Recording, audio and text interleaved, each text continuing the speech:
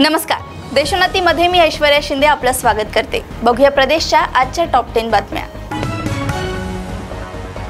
देवेंद्र फडणवीस हे आज दिल्लीच्या दौऱ्यावर आहेत। या दौऱ्यादरम्यान ते आज पुन्हा एकदा केंद्रीय गृहमंत्री अमित शाह यांची भेट घेणार आहेत। काल रात्री अमित शाह यांच्या निवासस्थानी दोघांमध्ये 1.5 तास चर्चा झाली होती। या चर्चेत सरकारमधून बाहेर पडण्याची माझी भूमिका ही कोणत्याही नाराजीतून नाही, तर राज्यात पक्ष संघटनेला बळकटी आणण्यासाठीच आहे, असं देवेंद्र फडणवीसांनी अमित शाह यांना सांगितल्याचं कळतंय। याशिवाय संघटनेच्या कामात तळागाळातील कार्यकर्ता ते स्थानिक पातळीवरचे प्रश्न समजून घेत विधानसभेची जोरदार मोर्चे बांधणी करता येईल। सरकारच्या बाहेर राहून देखील सरकार व्यवस्थित चालवता येऊ शकते, असा विश्वासही त्यांनी दिलाय। महाराष्ट्राच्या चुकीच्या धोरणांमुळे हिंजेवाडीतील सॉफ्टवेअर कंपन्या जात आहेत। हिंजेवाडी ओस पडू लागली आहे। राज्यातील ट्रिपल इंजिन सरकार यासाठी जबाबदार असल्याचा आरोप नवनिर्वाचित खासदार सुप्रिया सुळे यांनी केलाय। याबाबत ज्येष्ठ नेते Sharad Pawar Maratha chamber of commerce समवेत संबंधितांची बैठक घेणार आहे। पुण्यातील जम्बो मीटिंग लावण्याची मागणी करण्यात आली आहे। संबंधित कंपन्यांच्या अडचणी सोडवण्यासाठी आम्ही खंबीरपणे उभं राहू। कंपन्यांना गुंतवणुकीसाठी कॉन्फिडन्स देणे आवश्यक असल्याचे सुप्रिया सुळे म्हणाले आहेत। पुण्यातील पोर्शे कार अपघात प्रकरणाचा सखोल तपास सुरू असून दररोज नवनवीन खुलासे होत आहेत। या प्रकरणी पोलिसांद्वारे ससून रुग्णालयातील 2 डॉक्टरांना अटक करण्यात आली होती। आता या डॉक्टरांना रक्त बदलण्याचा सल्ला नेमका कोणी दिला याबाबत मोठी अपडेट समोर आली आहे।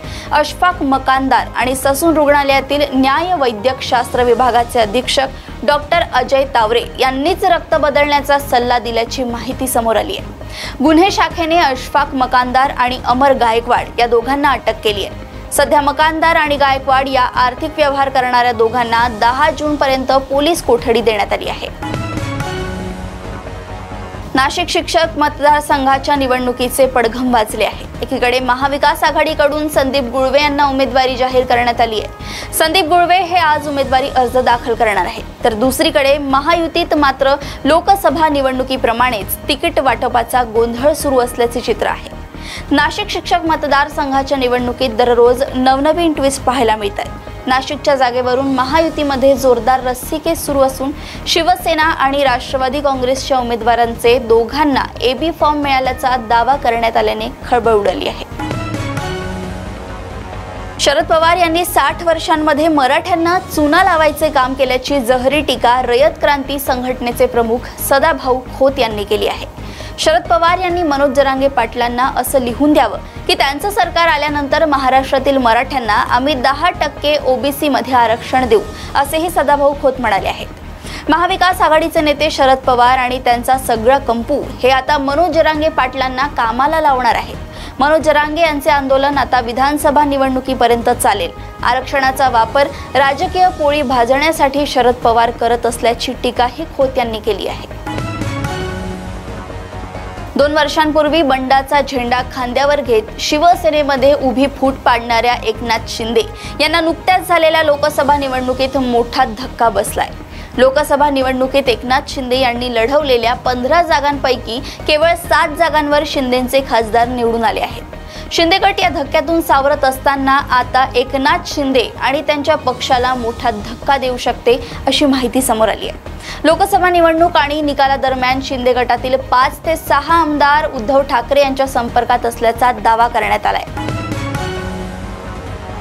लोकशाहीमध्ये जनता जनार्दन सर्वस्व असते। जनतेने दिलेला कौल विनम्रपणे आम्ही स्वीकारलेला आहे। जनतेचा आमच्याबद्दलचा जो काही विश्वास कमी झालाय तो विश्वास पुन्हा संपादन करण्याकरिता आम्ही जीवाचे रान करू, असा विश्वास राष्ट्रवादी काँग्रेस अजित पवार गटाचे राष्ट्रीय अध्यक्ष आणि उपमुख्यमंत्री अजित पवार यांनी व्यक्त केलाय। आमदारांशी चर्चा केल्यानंतर काही नोंदी घेतल्या असून त्यातून काही निर्णय घेऊन आम्ही पुढची वाटचाल करणार आहोत, असेही त्यांनी सांगितले आहे। लोकसभा निवडणुकीतील धक्कादायक निकालानंतरही बहुमत मिळालेल्या एनडीए कडून सत्ता स्थापनेच्या हालचालींना वेग आलाय। नरेंद्र मोदी तिसऱ्यांदा पंतप्रधान म्हणून शपथ घेणार आहेत। अशातच ठाकरे गटाचे खासदार संजय राऊत यांनी मोदींवर निशाणा साधत सूचक वक्तव्य केलंय। एनडीए सरकार चालवताना नरेंद्र मोदी यांच्या नाकी 9 येतील। मुळात एनडीए मध्ये आहेच कोण? नितीश कुमार आणि चंद्राबाबू नायडू हे दोघेही जण सर्वांचेच आहेत। आज ते तुमच्या बरोबर आहेत तर उद्या आमच्या बरोबर असतील, असे संजय राऊत म्हणाले आहेत। उदय सामंत यांच्या मतदारसंघात नारायण राणे यांना कमी मतं मिळाली असं सांगत राणे कधीही माफ करत नाही असा थेट इशारा निलेश राणे यांनी दिला होता। यावर किरण सामंत यांना उमेदवारी मिळाली नसल्याने मतदार नाराज होते, तरीही आम्ही नारायण राणेंना 75,000पर्यंत मताधिक्य दिलं। आता माझ्याच मतदारसंघावर दावा केला जातोय असं म्हणत उदय सामंत यांनी नाराजी व्यक्त केली आहे। निलेश राणे यांनी केलेल्या वक्तव्याबद्दल भाजपचे नेते देवेंद्र फडणवीसांकडे तक्रार करणार असल्याचं उदय सामंतांनी म्हटलंय। येत्या काही दिवसांमध्ये होऊ घातलेल्या शिक्षक आणि पदवीधर मतदारसंघाच्या निवडणुकीबाबत एक मोठी अपडेट समोर आली आहे। मनसेने या निवडणुकीसाठी अभिजित पानसे यांना कोकण पदवीधर मतदारसंघातून रिंगणात उतरवले होते। मात्र भाजप नेत्यांच्या मनधरणीनंतर राज ठाकरे यांनी कोकण पदवीधर मतदारसंघातून माघार घेत भाजपला निवडणुकीसाठी सशर्त पाठिंबा दिल्याची माहिती समोर आली आहे। कोकण पदवीधर मतदारसंघातून माघार घेण्यामध्ये राज ठाकरे यांचे दूरगामी राजकीय गणित असल्याचा दावा नितीन सरदेसाई यांनी केलाय। प्रदेशातील अशाच टॉप 10 बातम्या जाणून घेण्यासाठी बघत रहा देशोन्नती आणि अजूनही तुम्ही आमच्या चॅनलला लाईक आणि सबस्क्राईब केलं नसेल तर लगेच लाईक आणि सबस्क्राईब करा आणि बघत रहा देशोन्नती। नमस्कार। ठळक घडामोडींसाठी देशोन्नती न्यूज चॅनलला सबस्क्राईब करा आणि बेल आयकॉन प्रेस करा।